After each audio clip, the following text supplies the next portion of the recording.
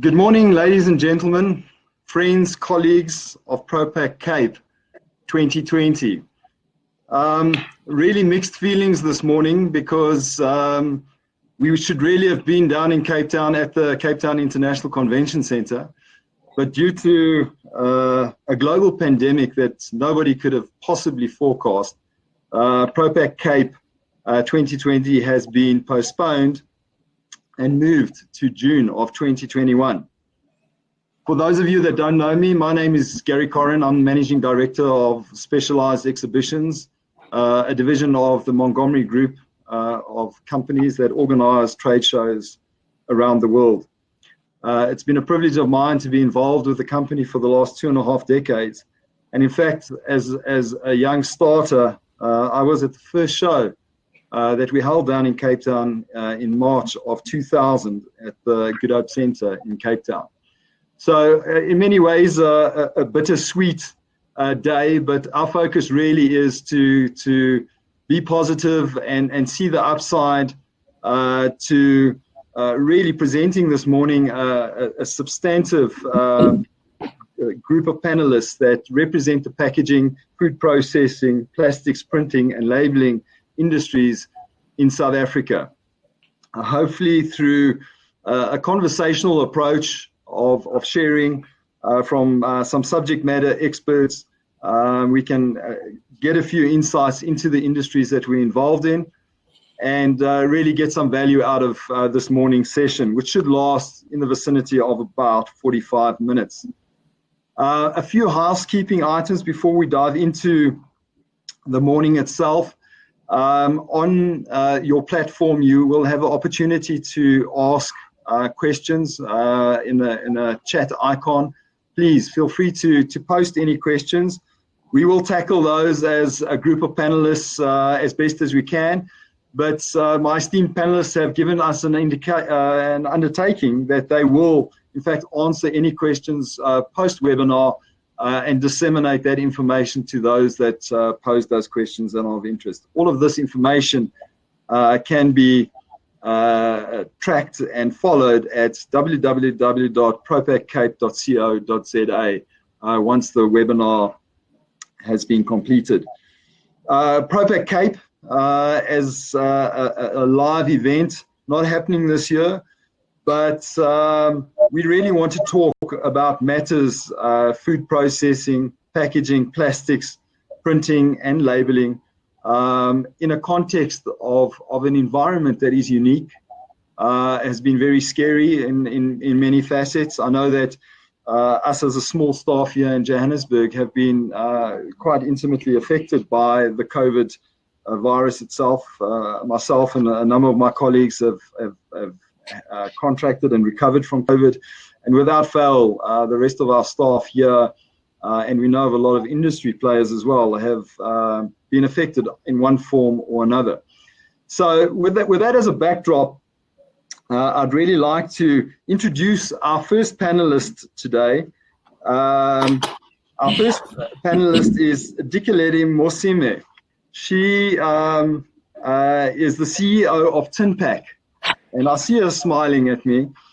She's a proudly South African leading manufacturer and supplier of promotional tinware and decorative packaging. Dikeledi hails from Diepkloof, Soweto. And for those of you that pay attention to detail, you'll see a picture behind me. It's an aerial shot of the Joburg Expo Centre, which is not far from Dikeledi's hometown, up here at Nazareth.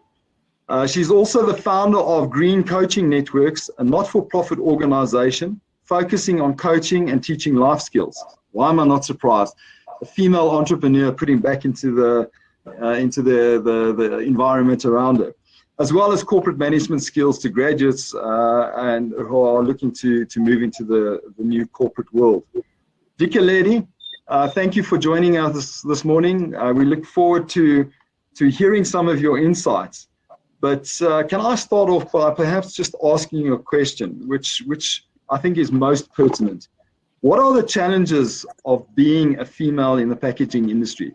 Now, for those international attendees that we have, for those that are not that close to the South African environment, you'll know that it's a very male-dominated sector, and it has been for a number of years. But as Dikeledi is testament to, it's slowly starting to change. Perhaps you could share some insights into what some of those challenges have been for you, Dikeledi.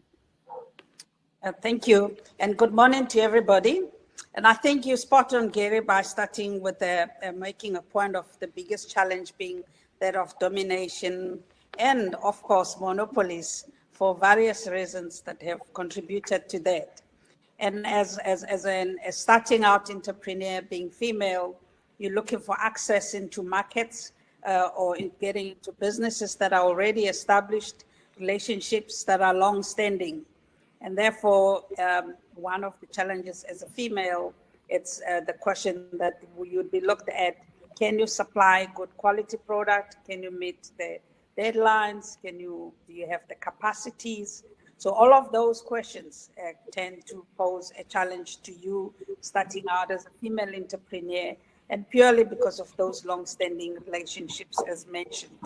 The other challenge would be access to funding, obviously, because I'm starting out, I'm a female, I haven't established myself as a business, yet there's plenty of opportunities if you look into the sector itself and with all the innovation and the development inside of the sector.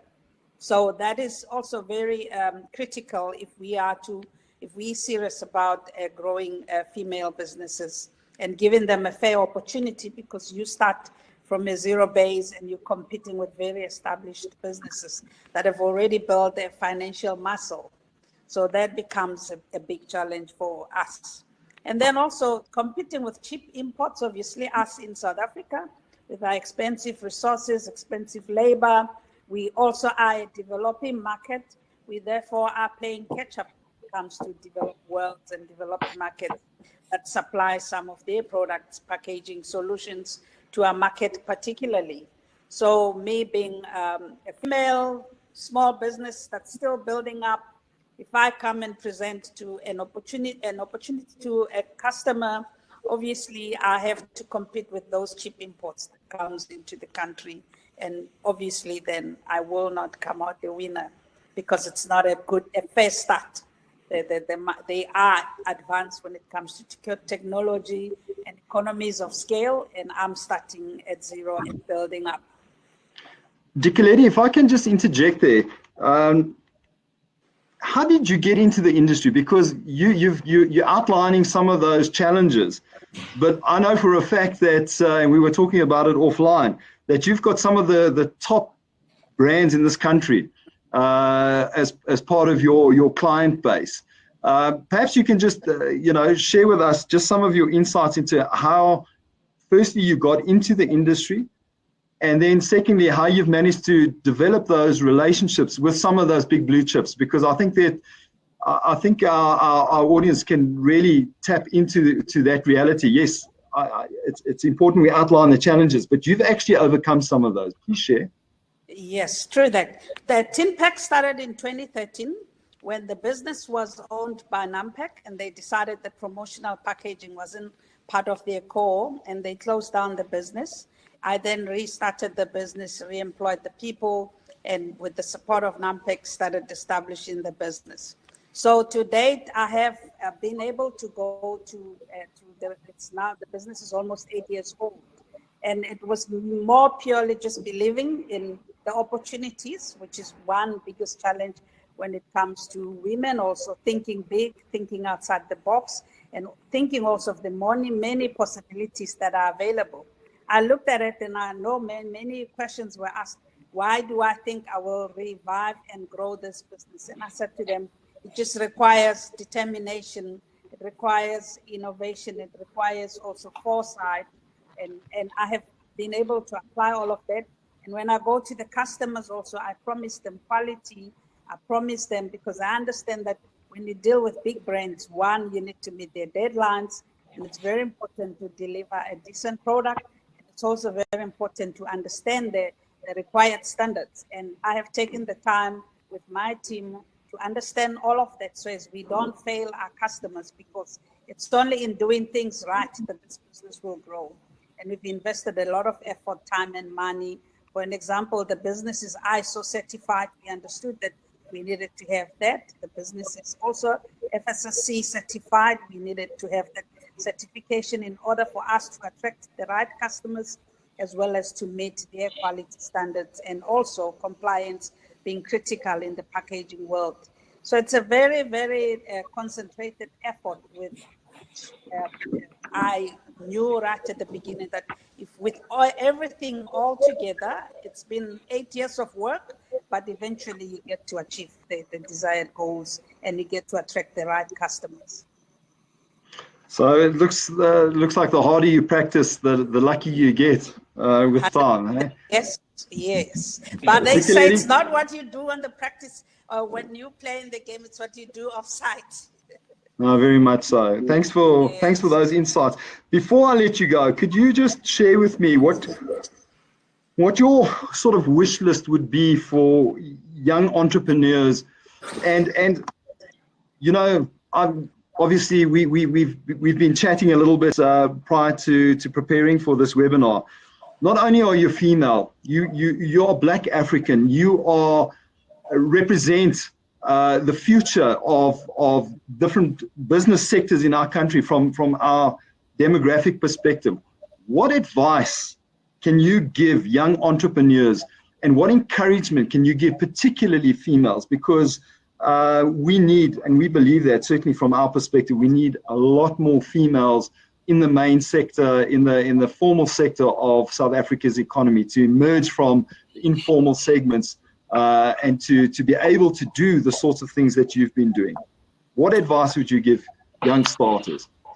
The first advice I'd give them is that nothing is impossible. If you can dream it, you can do it, and you can have it. So for me, it's a matter of dreaming big. For me, I knew very well that I wanted to build a legacy. And growing up, you mentioned that Diepkloof is just close to Nasrec, which you know that Diepkloof, it's what it looks like. But coming from there, for me, it wasn't the end. It was just the beginning of great things. And it's more for the youth, or for female, or for anybody to believe in themselves and to dream big and to just go for it. And whenever you get obstacles, for me, obstacles are the biggest teacher, and that they flex your muscle. And the more and more you fail, the more you learn on how to succeed. Therefore, it's very important to never ever give up and to never ever doubt yourself, because everything starts from within. You can dream, but if you don't believe and if you don't do the work, you're not going to go far in life. So it's very important. And the biggest thing also, it's discipline, because also when you fail, you should have the discipline to get up and to go and do it again, and to go and do the hard work, because it's not easy building a legacy. It takes a lot of work, a lot of pain, a lot of sacrifices. It looks good at the end, but the work that happens in the background is very, very painful. Brilliant. Thanks for those insights. And it sets us up nicely just to take us into our next panelist, Mr. Kishan Singh, CEO of Medpak South Africa, WPO, World Packaging Organization Ambassador. Kishan is the CEO of Medpak SA, MD of Global Integrated Business Solutions, Global Ambassador of World Packaging Organization, National Chairman of Institute of Packaging in South Africa from KZN, Education Board, Chairman of Academic Advisory Board, School of Operations and Quality Management, DUT. He has over 32 years of training and consulting experiences in the fields of business systems, design and development, quality management systems, supply chain management, business risk management, and packaging technology. Kishan, a heck of a CV, a lot of experience. Thank you for joining us this morning. Can I ask you, in a very challenging environment, can you just explain what Medpak SA's role is within the South African environment from a packaging perspective, and just give us some insights into that world, please? Thank you, Gary. Firstly, it's an honor and a privilege for me to be here to represent Medpak and the other organizations that you've just mentioned now. So just to quickly answer the question, Medpak essentially is just around 3 years old. And it was formed in response to DEF, that's the Department of Environment, Forestry and Fishery, their expectations in terms of post-consumer packaging material recoveries. In other words, there's legislation currently that requires the producer or the manufacturer to ensure that packaging that they produce and put into the field in South Africa has to be accounted for post-consumer. So basically, if you are putting 200,000 tons of packaging out there, what is your role in terms of recovering this material so that you can use it in what is known as a circular economy? So Medpak now was formed as a common voice to represent the metal packaging value chain that is then becoming answerable to DEF in terms of how and what the mechanisms are for enhancing this material recovery post-consumer. So it's formed for that reason as a common voice, but I mean, there is, all of the players, all of the participants or the members of Medpak themselves are very much in tune with environmental sustainability and therefore material recycling and circular economies. I think it's the essence of every business right now to look after the planet Earth in terms of sustainability. So, I mean, I'm just giving a short version of this, but I can go on.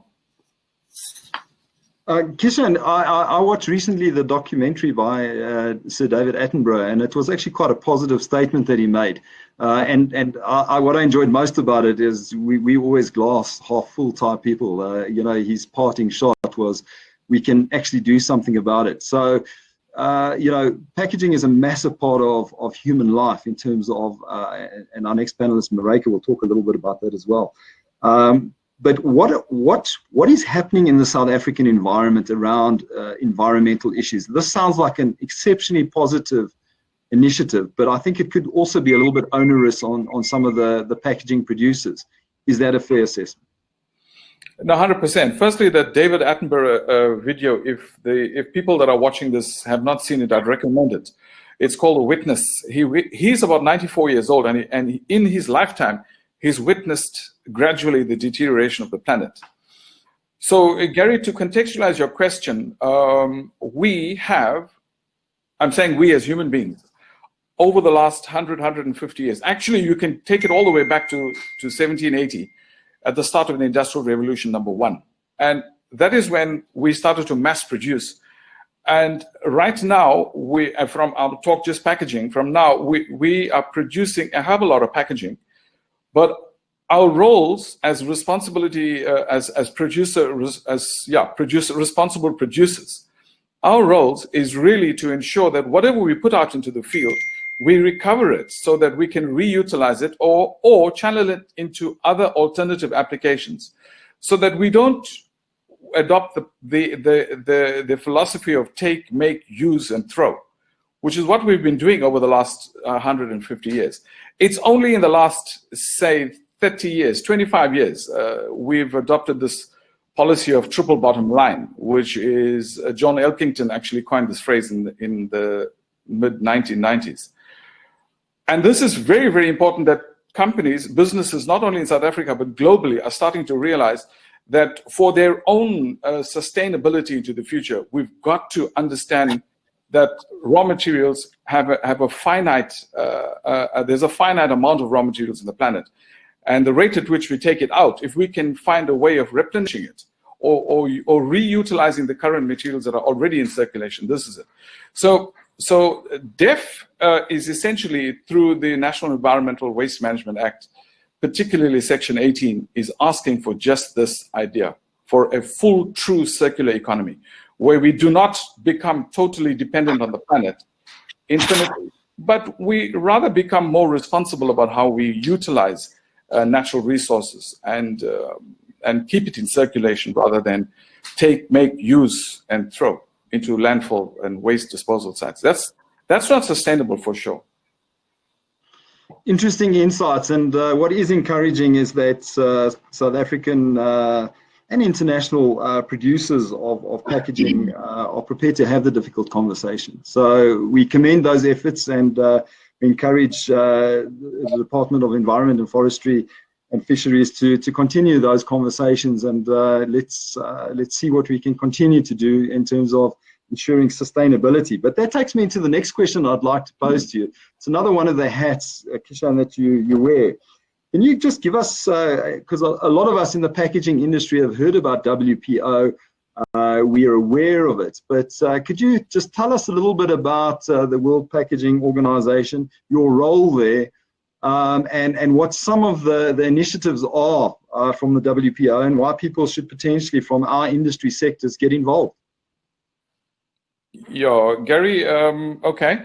So WPO, the World Packaging Organization, was 50 last year.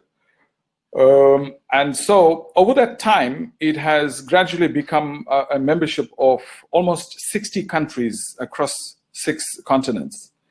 So it has a very, very powerful global footprint. And its essential message is packaging education, packaging technology, spreading the knowledge of packaging technology and bringing the world together as one in terms of understanding the roles of packaging in supply chains and the impacts of packaging on the planet if it's not managed properly post-consumer.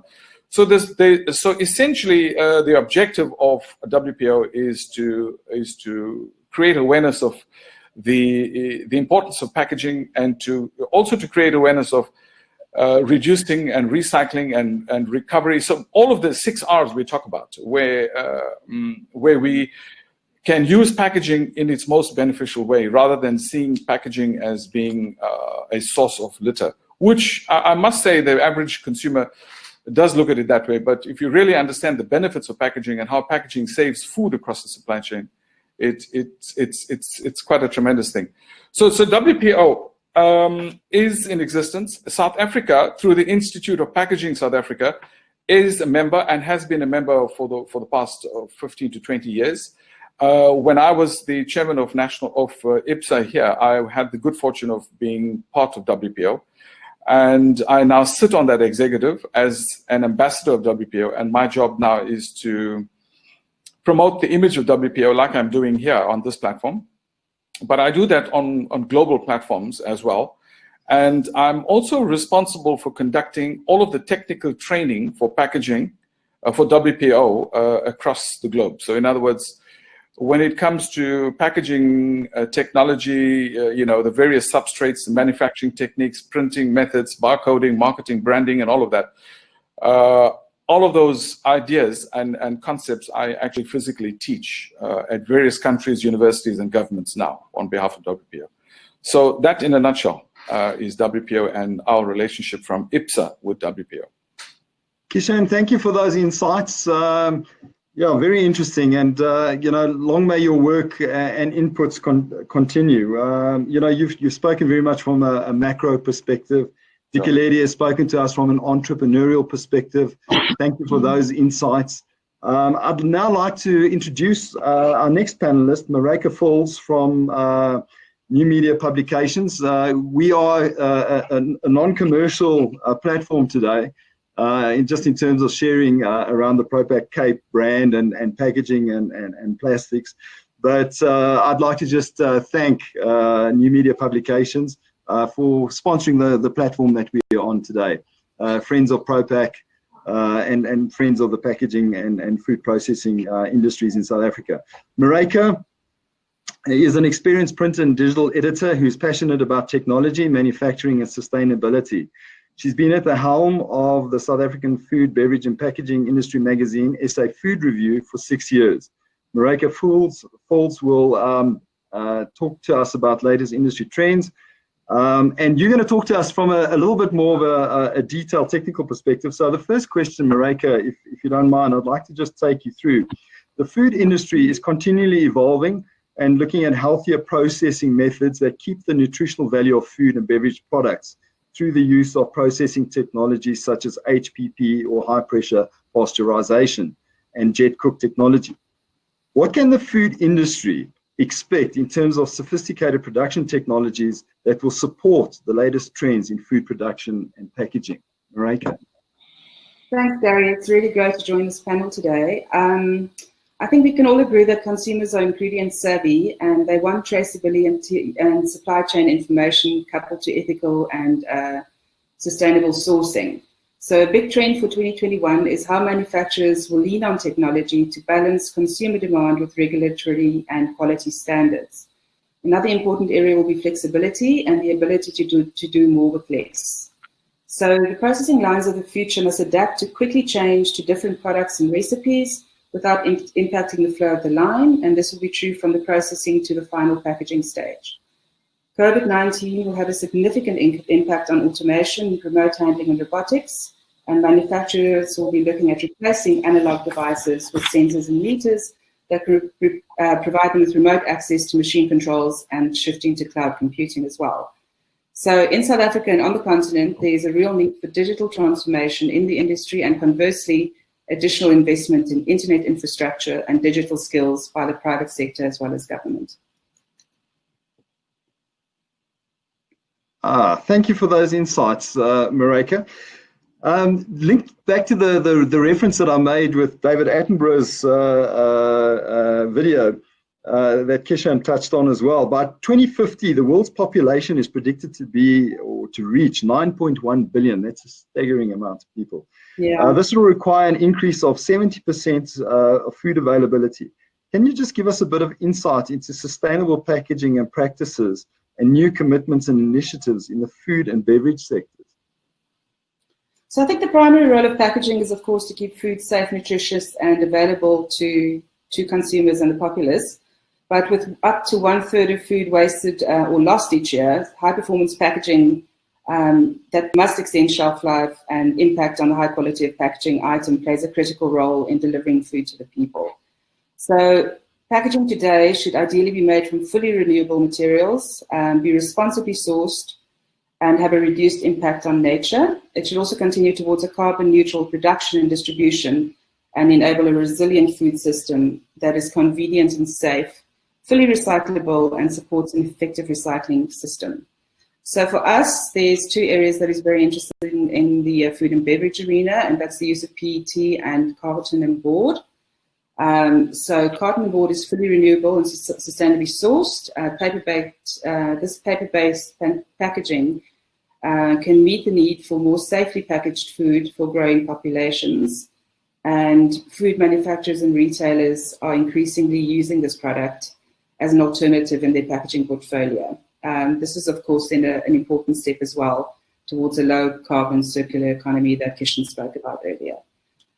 PET packaging can be made up to 100% recycled PET that then recaptures both the material and the inherent energy of the original package.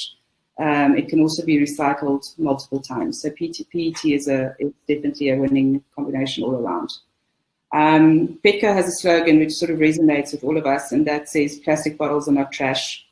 The collectors that we see on our roads that sometimes irritate us, they know the value of a recyclable PET bottle, and they alone are responsible for up to 90,000 tons of PET plastics from landfill each year, which is incredible. So once collected, these bottles are then turned back into bottles as well as many other products. This contributes to South Africa's GDP and eliminates the chance that they end up in the environment as well. They're far too valuable to be thrown away as rubbish. Sure. That's an interesting one. Just some of those guys that collect the PET, you would never imagine that they could collectively put that amount of volume together. That's absolutely fantastic. As you intimated, not surprisingly, food safety is top of mind this year for food and beverage processing companies, a priority that comes with increasing publicity and obviously scrutiny around recalls and alerts. And yes, it had to get an honorable mention, COVID-19, in this context. What are your insights into the future of food packaging and food safety in an era of a global pandemic? What insights could you share with us in that space? So the World Health Organization is adamant that COVID-19 is not transmitted by food, which is great. But then, of course, it's incredibly important that specific procedures, practices, and rules be implemented at food manufacturing and packaging facilities. This will then minimize the risk of the virus spreading not to the food, but maybe among the staff and the contractors at these facilities. So food and beverage manufacturers are prioritizing employee training, and they're also focusing on sanitary equipment and standards in their facility and for their employees. So if you look at ISO, the standard enables food companies to have their HACCP and food safety management systems certified to an internationally recognized standard. This is based on HACCP principles as the means of ensuring that both general food safety programs as a prerequisite and specific controls are identified, implemented effectively, and periodically reviewed. So the standard uses many of the principles of ISO 9000 to support the food safety management system and to encourage continuous improvement within a facility and to keep to these high standards. What is interesting is that the pandemic has forced the industry to adapt its approach by finding a workable solution for everybody.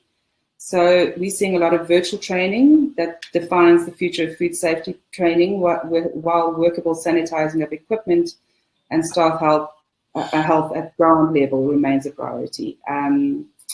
We're lucky in the food and beverage industry as well that we have a fantastic training sector, and they've made this transition to digital look almost seamless, which is pretty incredible. Judging by today, some of us in the eventing industry have also gone into digital, but it's still uncomfortable for some of us. But there are some really nice insights there. Let's change tack slightly, Marika.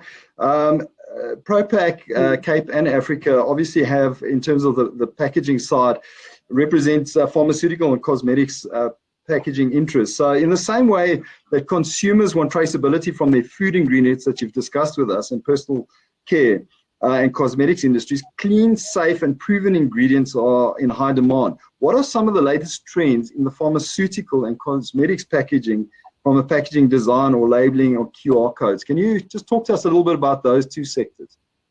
Okay. So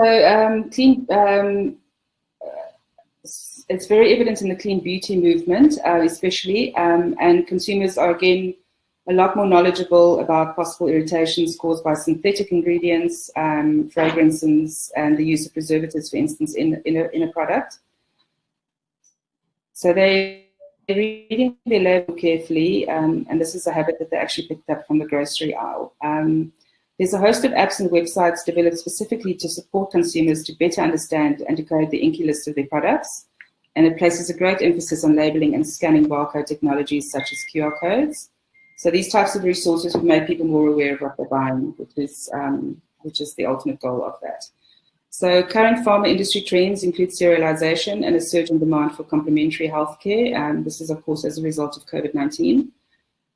Staying safe and healthy are fundamental priorities of individuals and our society, and local manufacturers and contract packers are benefiting from the increased demand for immunity-boosting supplements as well as complementary medicines.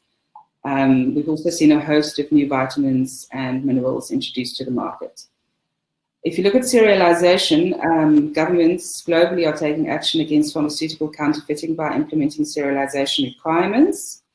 And this is similar to the requirements of Europe's Falsified Medicines Directive.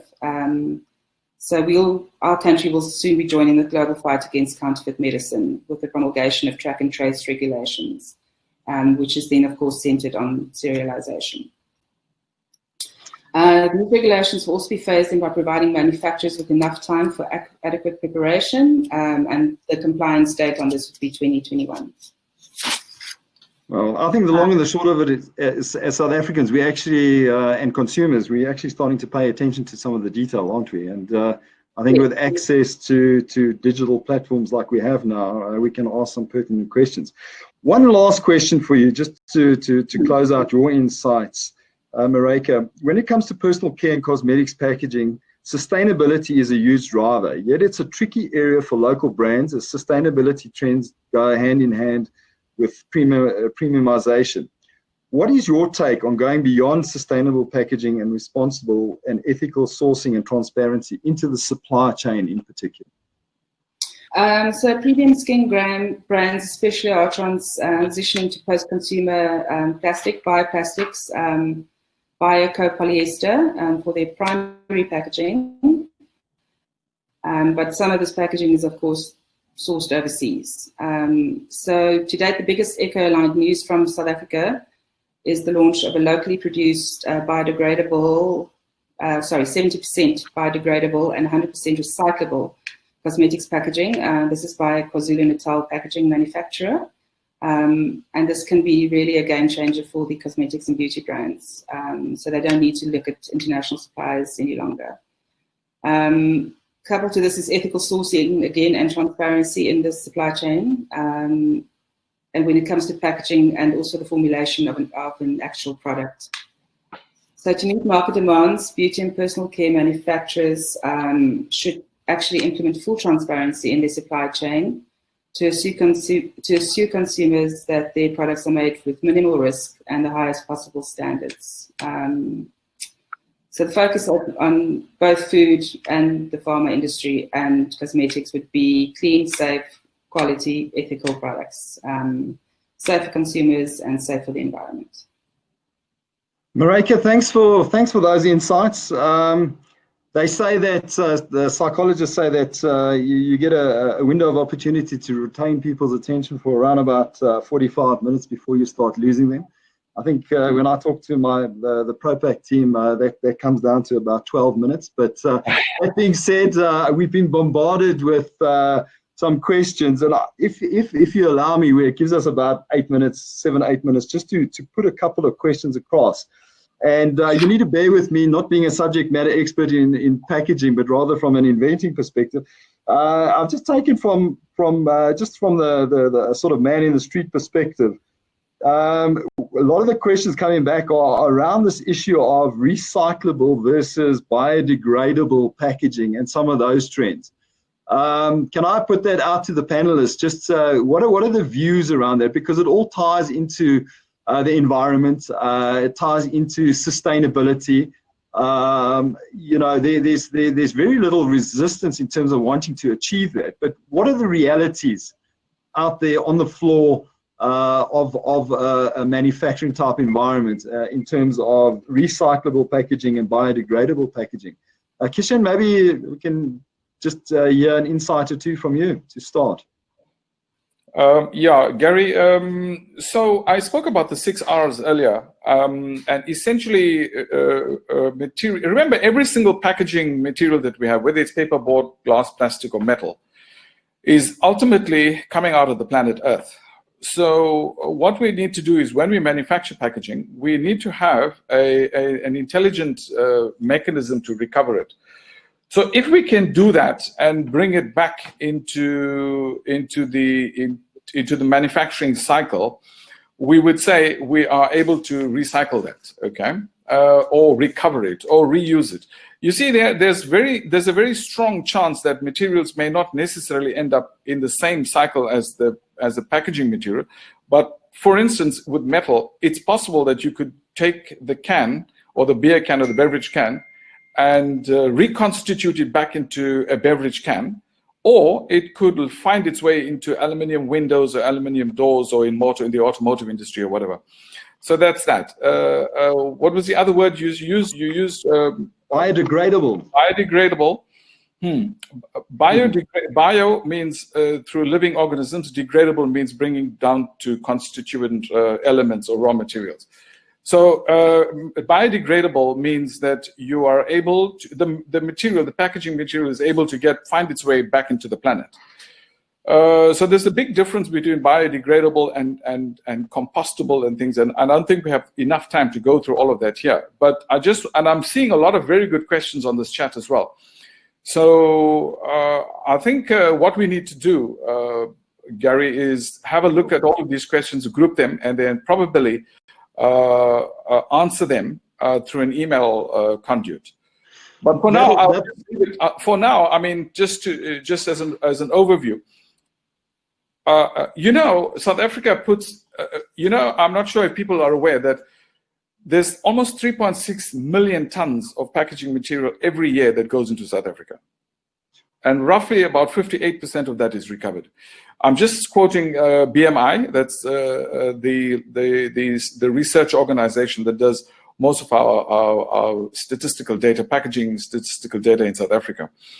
And the packaging industry accounts for probably 75 to 78 billion rands of turnover, which is about 2% of the South African GDP. So such is the extent of materials that you have in South Africa. Therefore, this is a very, very big issue.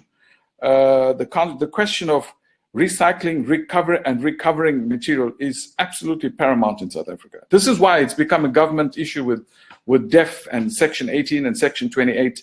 And anybody needs more detail on that, most welcome to give me a call or drop me an email, and I can unpack a lot of the detail for them. Kishan, we'll actually take you up on that offer, because it's without doubt thematic in terms of a lot of the questions that have come through. Dikeledi, I'm going to put you on the spot.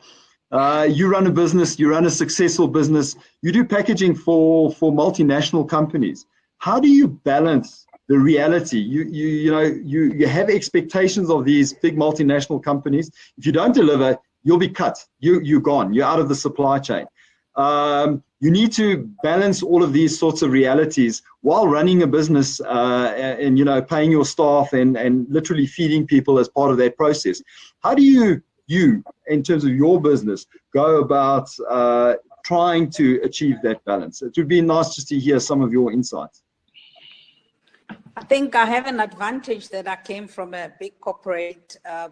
So that background, I was a general manager once. So I knew, being on the other side, what it takes to be able to one, source products and to supply products, and also the process, the supply chain that is required, and the support systems. So when I started Tinpack, that was one of my priorities, that I had to understand that in order for me to have a sustainable business, I need to have sustainable structures, sustainable systems, and sustainable throughout the processes, packaging, quality controls, understanding all the dynamics of from making a tin to getting it to a customer. And therefore, I've built the business with all those structures to ensure that we deliver on these multinationals, because we're talking big brands, as you mentioned, it's multinationals, and you cannot afford to not have the brand printed right. And also for us, being a promotional packaging company, it's very critical, because that's the image of the company. So attention to details and resourcing the business to the T, it's very critical. And also just my personal involvement, I also spend basically all my time in the business to ensure that we deliver on our promises, because reputation is critical also for building a sustainable business. So it's a combination of all those factors that I have put into place in the business to ensure that we continue to succeed into the future. And we aim to be one of the biggest promotional packaging companies in Africa going into the future. So that takes a lot of work and a lot of focus. I have no doubt you'll achieve that. And what I've loved about today's conversations is that it's just the overwhelming sentiment of positivity and opportunity. So perhaps most opportune, as we come to the end of our sharing today, Marika, just to have a closing comment from you, as as Food Review, as you've shared some of the technical detail with us today, you're at the sort of coalface, so to speak, of a lot of these trends, a lot of what's happening, a lot of South Africa's capabilities, a lot of what's happening beyond our borders and into the African continent. But perhaps just a closing remark from you in terms of where you see us going, just really from a packaging and a food processing, printing type industry perspective. Thanks, Gary. I really think we can only go forward. I think we are, in South Africa, especially Gateway to Africa, uniquely placed to service those markets. I think we have world-class processing facilities and people on the ground. I think our scientists, our food formulators, our packaging experts are top-notch. I have every reason to believe that the way forward is going to be very, very good. We're all hoping 2022 is going to get us to some sort of normalcy again. I think that I think everything will bode well. I think the again, we need obviously our economic situation needs to get improvement. We need some buy-in maybe from global companies, which we are also seeing. But for the most part, I have every belief that 2021 is going to be a great year for the food, beverage, and packaging industry. Well, on that note and with those words, I'd like to thank our panelists for the giving of their time today. Propak Cape is chomping at the bit to be able to create a face-to-face live event again. As an aside, as a responsible company, what we undertaking an exercise in November, 25th and 26th of November here at Joburg Expo Centre, where we're putting together a pro bono, so no commercial interest event together under the current regulations, COVID-19 regulations, just to demonstrate that coming to an event like a Propak Cape that's happening in June 2021, you will be as safe, arguably safer, coming to an event like that where we have all of the health protocols in place to ensure people are safe during a global pandemic. And in fact, it looks like the Minister of Tourism will be attending that event as well, just to show what's possible. So on behalf of Propak Cape and Propak Africa, the mother event that happens in 2022, we'd like to thank all of our participants today, all of our attendees, our listeners. Send those questions through. Some incredible insights from very differing backgrounds and very differing perspectives from all the various industry sectors. Folks, your CVs are incredibly impressive. We know that, but it's not about that. It's about your willingness to share and put back into the industries that you serve. And that really strikes a chord with us as a business and Propak as a brand. So a final word of gratitude and thanks. Let's keep the positivity going as the South African economy responsibly reopens. And stay safe, stay healthy, and we'll talk along the way. Thank you, everybody. Have a wonderful day. Bye-bye. Thank you.